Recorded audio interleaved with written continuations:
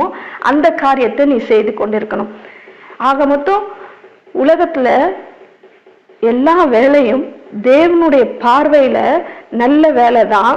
கர்த்தர் மகிமைப்படும்படியாய் தான் உங்களுக்கு அந்த வேலையை கொடுத்திருக்கிறார். அப்போ நீங்க என்ன பண்ணணும், இன்னையிலிருந்து உங்களுடைய வேலையை குறித்து நீங்க சிறுமையாய் நீங்க நினைச்சு கொண்டிருந்தீங்கன்னு சொன்னா, இல்ல இது எனக்கு தேவன் கொடுத்த வேலை, நான் தேவனை மகிமைப்படுத்தும்படியா இந்த இடத்துல இருக்கிறேன்னு சொல்லி அவரை மகிமைப்படுத்தும்படியா அந்த வேலையை நீங்க செய்ய வேணும்.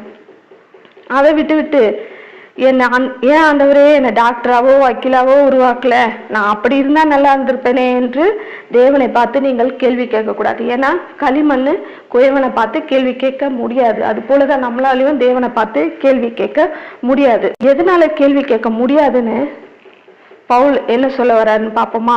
ரோமர் 9ஆம் அதிகாரம், அதே அதிகாரத்துல 10, 11 ஆகிய வசனங்களை நான்